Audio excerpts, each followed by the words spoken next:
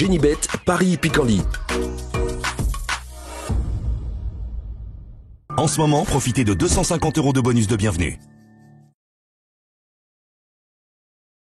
Bonjour à toutes et bonjour à tous, direction l'hippodrome de Pau pour le Quintet Plus Top 5 Genibet de ce jeudi 2 janvier. Il s'agira du prix Pierre Estemeret. Nous l'évoquerons dans la première partie de l'émission. Dans la deuxième, j'aurai comme d'habitude des coups de cœur à vous transmettre, des informations à vous indiquer pour les autres courses du programme. Sachez par ailleurs que vous pouvez liker, partager cette émission via nos réseaux sociaux. Ne vous en privez surtout pas. Mon préféré pour ce quintet du jeudi 2 janvier sera le numéro 5, à savoir New President. Un cheval qui est relativement peu coureux. Cela dit, il affiche déjà 10 podiums, dont 2 succès en 12 courses disputées. Un cheval de qualité qui se plaît à Pau, qui est confirmé d'ailleurs sur l'hippodrome d'Apau. Et pour sa rentrée après plus de 7 mois d'absence, il a pris une encourageante deuxième place dans le handicap prix Abel Amon Diago. Ce jour-là, il devançait plusieurs de ses rivaux du jour. C'était le 15 décembre, à mon avis. Il est parfaitement capable de fournir le lauréat de ce Quintet Plus Top 5 Genibet, numéro 5, New President. C'est une base de jeu tout à fait indiquée. Je poserai le numéro 8, Justin Tailou, qui reste sur 3 places de 3e, dont celle obtenue dans le sillage de notre favori le 15 décembre. Le numéro 7 également, au cœur de Brennus, ce jour-là. Dans ce même handicap, le cheval allait librement, il avait des ressources et aurait certainement lutté avec les deux premiers s'il ne s'était dérobé dans l'ultime virage. Il faut donc le reprendre. Alain Cotil en escompte un très bon résultat, à mon avis. Il peut parfaitement lutter avec les deux premiers. 5, 8 et 7, mes 3 préférés pour ce quintet. On se méfiera également au numéro 6, Corail de Bel Air, qui doit pouvoir bien faire à ce niveau. Deuxième sur l'aide Paris, troisième ensuite sur celle de Fontainebleau. Il reste sur 2 podiums. Confirmation ici attendue pour son retour sur l'hippodrome palois. Je retiendrai ensuite le numéro 1 dans cette épreuve, à savoir Super Quartz, qui avait gagné un handicap, le prix Komodo, au printemps au mois de mai à Auteuil. Le cheval a désormais moins de marge de manœuvre sur l'échelle des poids.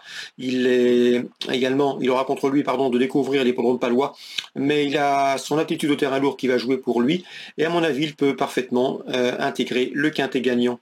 J'ai ensuite placé le numéro 9, Panarea, qui a échoué dans l'épreuve référence du 15 décembre derrière New President ou encore Justin Tailou, mais ce jour-là, elle a été montée de manière offensive aux avant-postes. Cette fois-ci, on va sans doute attendre.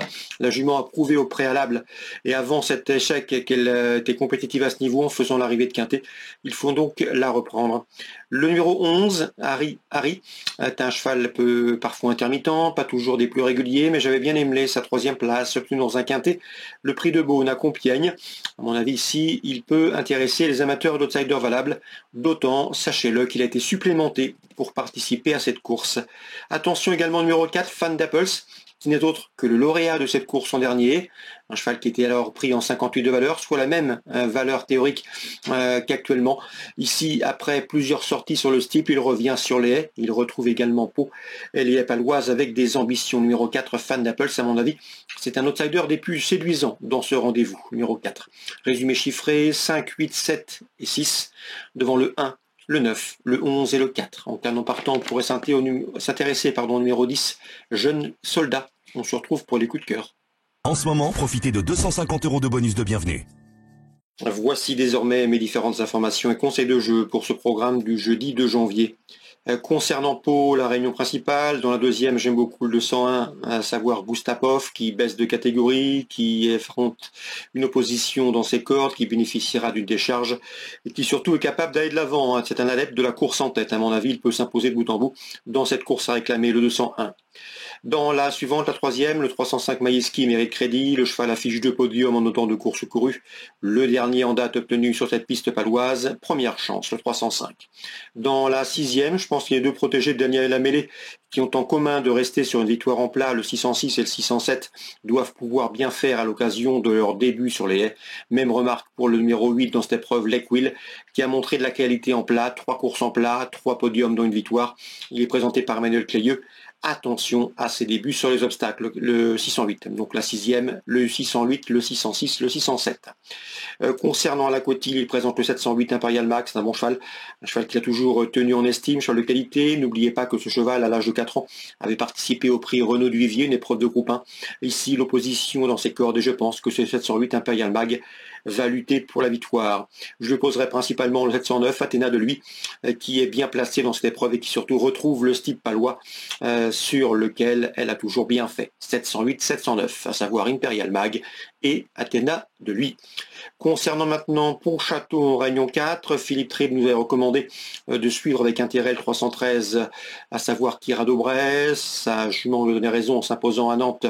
C'était il y a de cela quelques semaines. Depuis, elle a été disqualifiée à Vincennes, il faut la reprendre. Le lot est dans ses cordes. Et le 313 Kira Dobrez me semble en mesure de jouer la gagne. Vincent Rimbaud présente quant à lui King Fleck dans la 4e. Il estime capable de se mettre en évidence, son cheval est bien, c'est le 417, il en escompte un bon résultat, à une cote pourquoi pas intéressante. On lui posera le numéro 16. Dans cette épreuve, King Mangdelo, présenté par la famille des Valdestin, le cheval sera déféré des postérieurs pour l'occasion. Attention également au premier poteau, au numéro 4, Chronos Madric. Le cheval a maintenant 2 courses dans les jambes, à La Rochelle et à Nantes. Il sera déféré des 4 pieds pour son premier objectif de l'hiver. À mon avis, ce cheval est en retard de gain. L'occasion lui est donnée ici d'en combler une partie. Donc le 404, Chronos Madric. Je poserai principalement le 16, King Mangdelo, et le numéro 17, King Fleck, pour une cote. Dans la 6e, je pense que Géduisant dispose d'une belle carte à jouer, le lot dans ses cordes. Et dans cette 6e course, Géduisant doit pouvoir jouer également la victoire. Cabourg, Réunion 4. Pierre-Yves Rochard m'avait invité à suivre son protégé, le 413 Calimero Jasma, cheval de qualité qui, à pareille époque, l'an dernier, en début d'année 2024, avait signé 2 victoires au trot monté à Vincennes. Le cheval a effectué une course de rentrée dernièrement. C'était à Vincennes, 6e ce jour-là. Il a quelque peu plafonné en fin de parcours. Il va monter en puissance sur cette course. Le lot est dans ses cordes. Il sera déféré les 4 pieds. Il se plaît. Il est efficace au trot monté. Bref, vous l'aurez compris, à Cabourg, Réunion 4, le 413, Calimero Jasma mérite crédit. Même constat avec le 606 Lovebird qui a gagné très plaisamment la dernière fois sur cette piste de Cabourg. Cette fois-ci, Lovebird sera déféré des postérieurs. Ce sera une première fois que ce 606 Lovebird évoluera dans cette configuration. Bref, la passe de 2 est parfaitement envisageable avec le 606 Lovebird. Voilà pour les infos de ce jeudi. Excellente journée à tous, très bon jeu. Rendez-vous demain pour un nouveau programme. Genibet, Paris Picardie. En ce moment, profitez de 250 € de bonus de bienvenue.